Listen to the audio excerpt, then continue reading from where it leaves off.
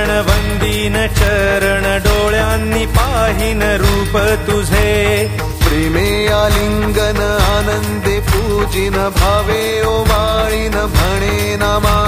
त्वमेव माता पिता त्वमेव त्वमेव बन्धुश्च सखा त्वमेव त्वमेव विद्या द्रविणं त्वमेव त्वमेव सर्वं मम देव देव कायेन वाचा मनसेन्द्रियैर्वा